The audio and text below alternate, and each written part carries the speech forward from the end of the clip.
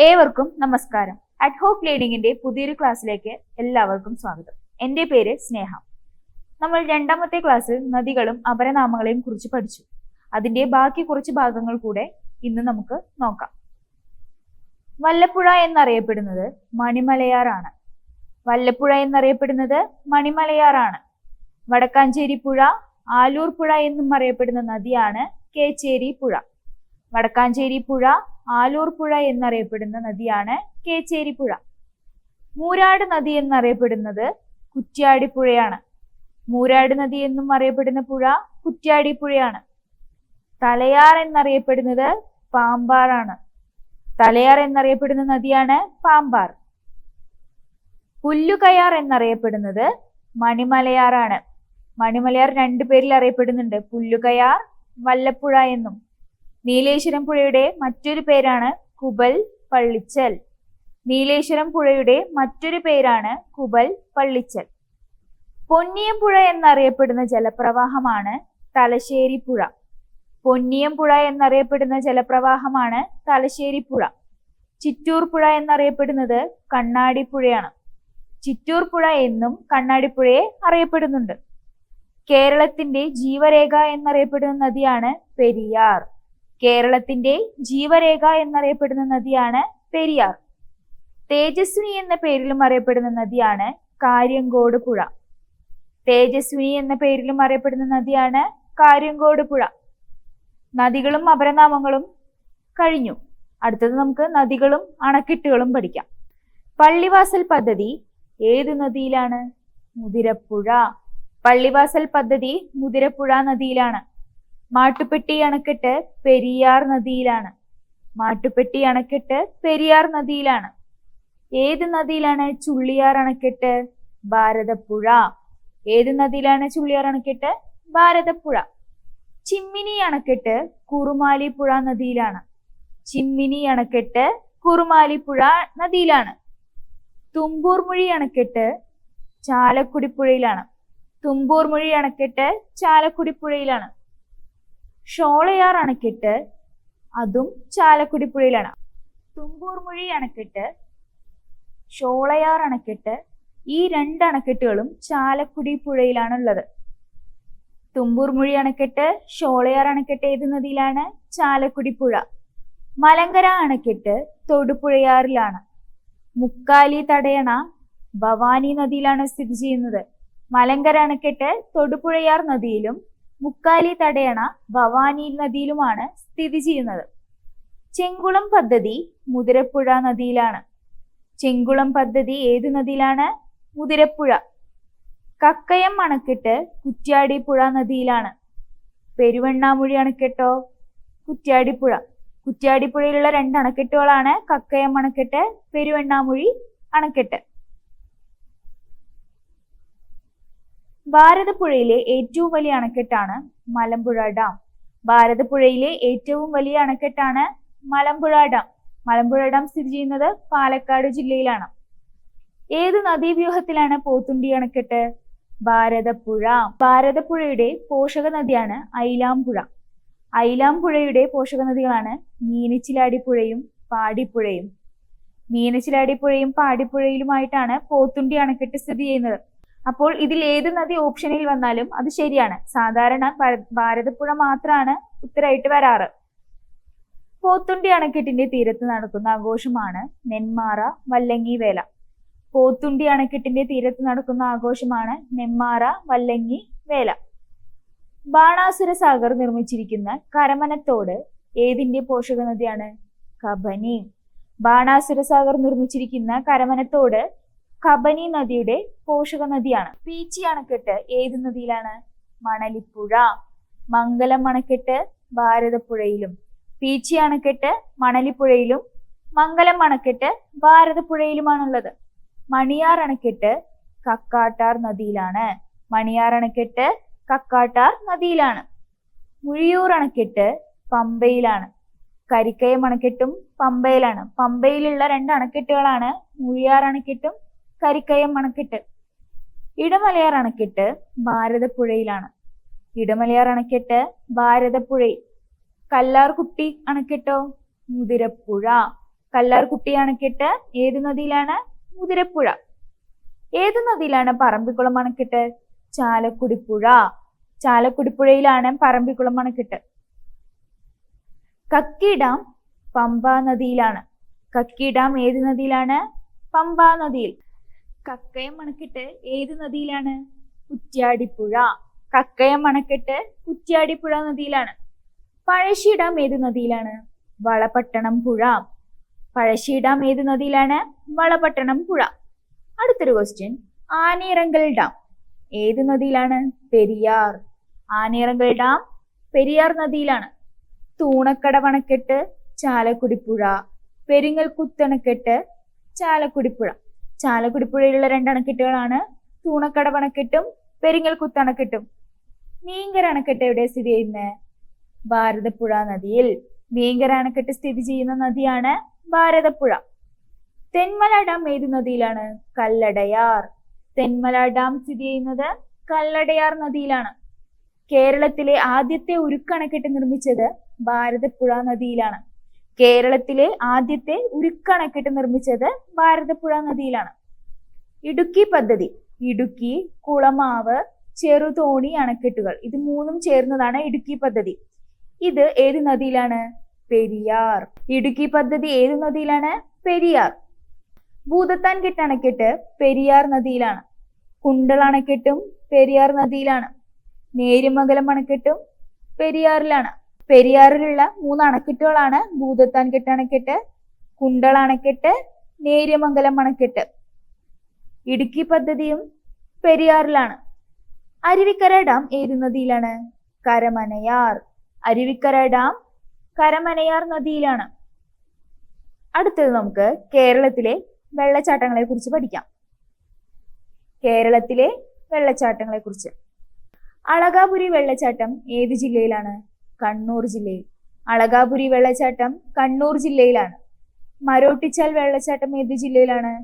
തൃശൂർ ജില്ലയിൽ. മരോട്ടിച്ചാൽ വെള്ളച്ചാട്ടം തൃശൂർ ജില്ലയിലാണ്. ആതിരപ്പള്ളി വെള്ളച്ചാട്ടം ഏത് നദിയിലാണ്? ചാലക്കുടിപ്പുഴ. ആതിരപ്പള്ളി വെള്ളച്ചാട്ടം ഏത് നദിയിലാണ്? ചാലക്കുടിപ്പുഴ. ആതിരപ്പള്ളി വാഴച്ചാൽ വെള്ളച്ചാട്ടങ്ങൾ തൃശൂർ ജില്ലയിലാണുള്ളത്. ആതിരപ്പള്ളി വാഴച്ചാൽ വെള്ളച്ചാട്ടങ്ങൾ തൃശൂർ ജില്ലയിലാണുള്ളത്. പാമ്പാർ നദിയിലാണ് തൂവാനം വെള്ളച്ചാട്ടം. ഏത് നദിയിലാണ് തൂവാനം വെള്ളച്ചാട്ടം? പാമ്പാർ നദിയിൽ. പാലരുവി വെള്ളച്ചാട്ടം ഏത് ജില്ലയിലാണ്? കൊല്ലം ജില്ലയിൽ. പാലരുവി വെള്ളച്ചാട്ടം കൊല്ലം ജില്ലയിലാണുള്ളത്.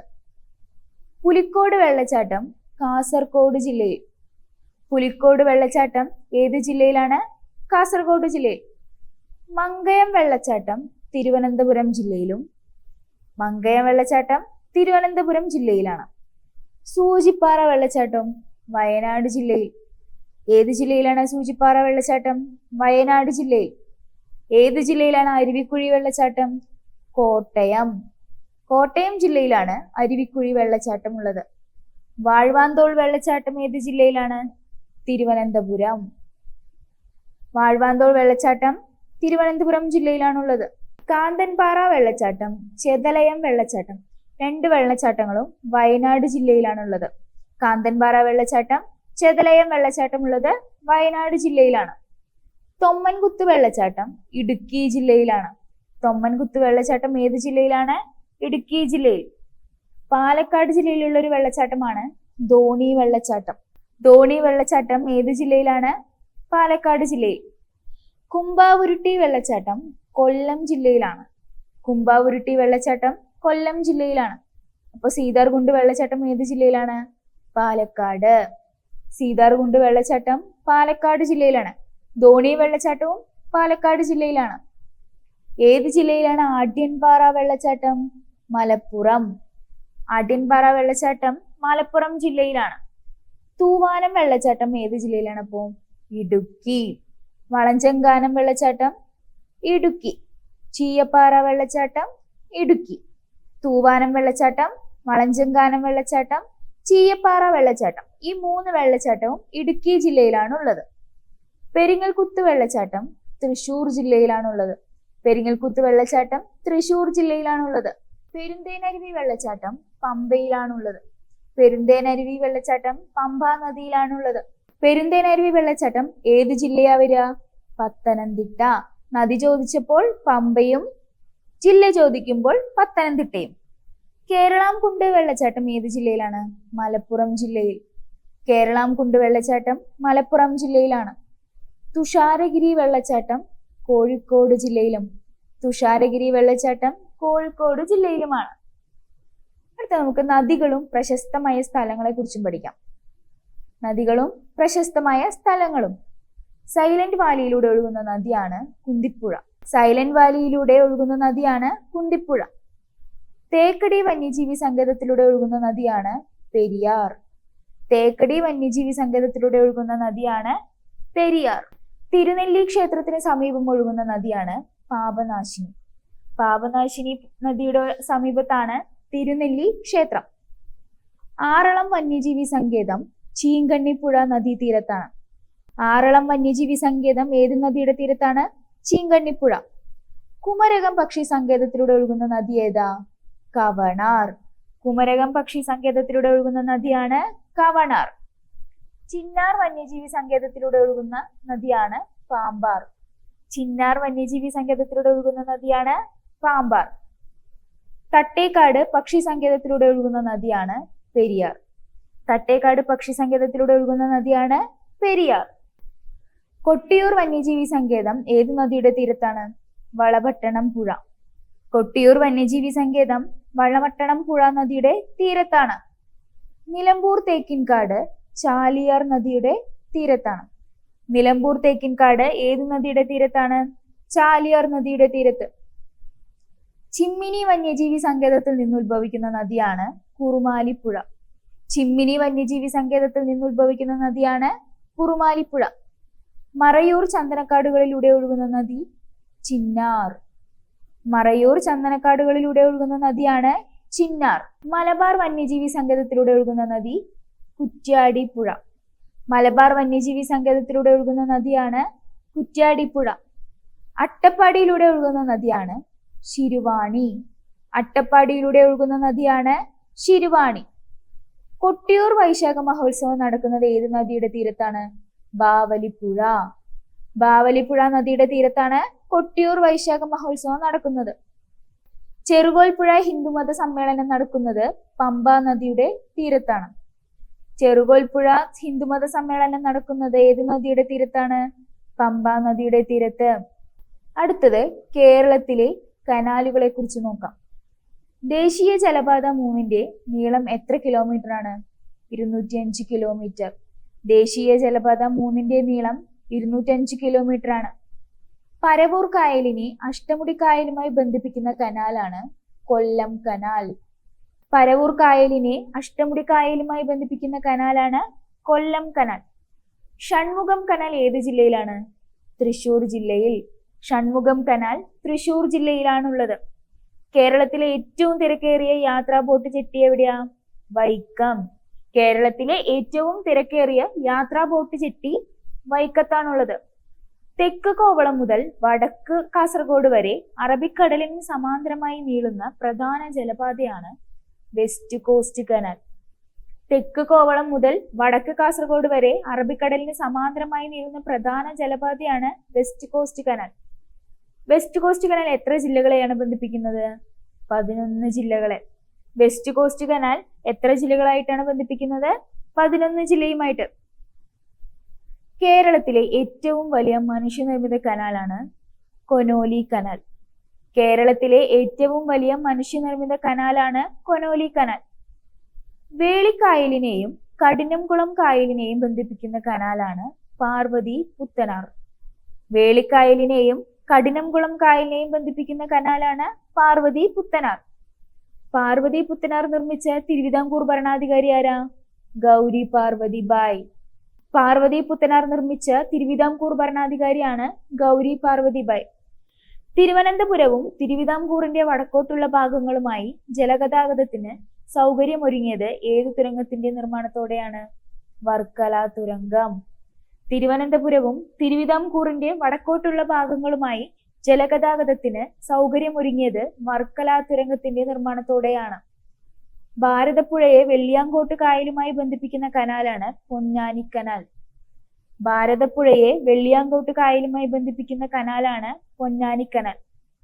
കവ്വായി കായലിനെ വളപട്ടണം പുഴയുമായി ബന്ധിപ്പിക്കുന്ന കനാലാണ് സുൽത്താൻ തോട്. കവ്വായി കായലിനെ വളപട്ടണം പുഴയുമായി ബന്ധിപ്പിക്കുന്ന കനാലാണ് സുൽത്താൻ തോട്. രാജഭരണകാലത്ത് തിരുവിതാംകൂറിലെ ജലഗതാഗതത്തിന്റെ നട്ടെല്ലായിരുന്ന കനാലാണ് തിരുവനന്തപുരം ഷൊർണൂർ കനാൽ. രാജഭരണകാലത്ത് തിരുവിതാംകൂറിലെ ജലഗതാഗതത്തിന്റെ നട്ടെല്ലായിരുന്ന കനാലാണ് തിരുവനന്തപുരം ഷൊർണൂർ കനാൽ. ദേശീയ ജലപാത 3 കടന്നുപോകുന്ന കനാലാണ് TS കനാൽ. T എന്നത് തിരുവനന്തപുരവും S എന്നത് ഷൊർണൂരുമാണ്. അടുത്തൊരു ചോദ്യം, കോഴിക്കോട് ജില്ലയിൽ കൊനോലി കനാൽ ബന്ധിപ്പിക്കുന്ന നദികൾ ഏതൊക്കെയാ? വടക്ക് കോരപ്പുഴയും തെക്ക് കല്ലായിപ്പുഴയുമാണ്. കോഴിക്കോട് ജില്ലയിൽ കൊനോലി കനാൽ ബന്ധിപ്പിക്കുന്ന നദികളാണ് വടക്ക് കോരപ്പുഴയും തെക്ക് കല്ലായിപ്പുഴയും. കൊനോലി കനാൽ നിർമ്മിക്കാൻ മുൻകൈയെടുത്ത മലബാർ കളക്ടറാണ് HV കൊനോലി. കൊനോലി കനാൽ നിർമ്മിക്കാൻ മുൻകൈയെടുത്ത മലബാർ കളക്ടറാണ് HV കൊനോലി. ഏതെല്ലാം സ്ഥലങ്ങളെയാണ് കൊനോലി കനാൽ ബന്ധിപ്പിച്ചിരിക്കുന്നത്? കോഴിക്കോടും കൊടുങ്ങല്ലൂരും. ഏതെല്ലാം സ്ഥലങ്ങളെയാണ് കൊനോലി കനാൽ ബന്ധിപ്പിച്ചിരുന്നത് എന്ന് ചോദിച്ചാൽ കോഴിക്കോടും കൊടുങ്ങല്ലൂരുമാണ്. നമുക്ക് കേരളത്തിലെ തടാകങ്ങളെ കുറിച്ച് നോക്കിയാലോ. വേമ്പനാട് കായൽ. ഏത് തടാകത്തിന്റെ തീരത്താണ് വൈക്കം? വേമ്പനാട്. വേമ്പനാട് തടാകത്തിന്റെ തീരത്താണ് വൈക്കം. ഏത് നാട്ടുരാജ്യത്തിന്റെ പേരിൽ നിന്നാണ് വേമ്പനാടിന് ആ പേര് ലഭിച്ചത്? വൊമ്പൊലിനാട്. വൊമ്പൊലിനാട് എന്ന നാട്ടുരാജ്യത്തിന്റെ പേരിൽ നിന്നാണ് വേമ്പനാട് എന്ന പേര് ലഭിച്ചത്. ഏറ്റവും നീളം കൂടിയ കായൽ എന്നും ഏറ്റവും വലിയ കായൽ എന്നും വേമ്പനാടാണ്. കേരളത്തിൽ ഏറ്റവും നീളം കൂടിയ കായൽ വേമ്പനാട് കായലാണ്. കേരളത്തിലെ ഏറ്റവും വലിയ കായലും വേമ്പനാട് കായലാണ്. കേരളത്തിലെ ഏറ്റവും നീളം കൂടിയ കായൽ ഏതാ? വേമ്പനാട്ട് കായൽ. കേരളത്തിലെ ഏറ്റവും വലിയ കായലും വേമ്പനാട്ട് കായലാണ്. കേരളത്തിലെ ഏറ്റവും വലിയ റംസാർ സൈറ്റോ? വേമ്പനാട് കോൾനിലങ്ങൾ. കേരളത്തിലെ ഏറ്റവും വലിയ റംസാർ സൈറ്റാണ് വേമ്പനാട് കോൾനിലയങ്ങൾ. വേമ്പനാട് കായലിന്റെ നീളം എത്രയാണെന്നറിയോ? 96.5 കിലോമീറ്റർ ആണ്. വേമ്പനാട് കായലിന്റെ നീളം 96.5 കിലോമീറ്റർ ആണ്. വേമ്പനാട് കായലിന്റെ തീരത്താണ് കുമരകം. കുമരകം ഏത് കായലിന്റെ തീരത്താണെന്ന് ചോദിച്ചാൽ വേമ്പനാട്. റംസാർ പട്ടികയിൽ കേരളത്തിൽ നിന്ന് ആദ്യമായി ഉൾപ്പെടുത്തിയത് വേമ്പനാട് കോൾനിലങ്ങളെയാണ്. റംസാർ പട്ടികയിൽ കേരളത്തിൽ നിന്ന് ആദ്യമായി ഉൾപ്പെടുത്തിയത് ഏതിനെയാണ്? വേമ്പനാട് കോൾനിലങ്ങൾ. ഏതൊക്കെ ജില്ലകളിലാണ് വേമ്പനാട് കായൽ പരന്നു കിടക്കുന്നത്? എറണാകുളം, കോട്ടയം, ആലപ്പുഴ. എറണാകുളം, കോട്ടയം, ആലപ്പുഴ എന്നീ ജില്ലകളിലാണ് വേമ്പനാട് കായൽ പരന്നു കിടക്കുന്നത്. നെഹ്റു ട്രോഫി വള്ളംകളി നടക്കുന്ന പുന്നമടക്കായൽ വേമ്പനാട് കായലിന്റെ ഭാഗമാണ്. വേമ്പനാട് കായലിന്റെ ഭാഗമാണ് പുന്നമടക്കായൽ. പുന്നമടക്കായലിലാണ് നെഹ്റു ട്രോഫി വള്ളംകളി നടക്കുന്നത്. ഏറ്റവും കൂടുതൽ ജലമേളകൾ നടക്കുന്ന കായലാണ് വേമ്പനാട്ട് കായൽ.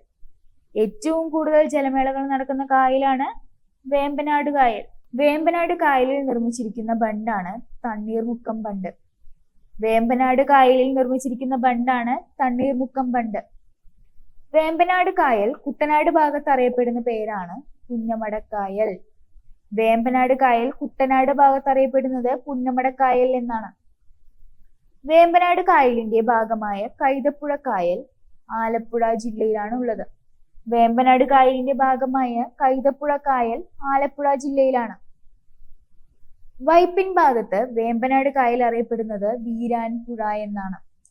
വൈപ്പിൻ ഭാഗത്ത് വേമ്പനാട് കായൽ അറിയപ്പെടുന്നത് വീരാൻപുഴ എന്നാണ്. ഇന്നത്തെ ക്ലാസ്സിൽ പറഞ്ഞതെല്ലാം എല്ലാവർക്കും മനസ്സിലായിട്ടുണ്ടാവും എന്ന് കരുതുന്നു.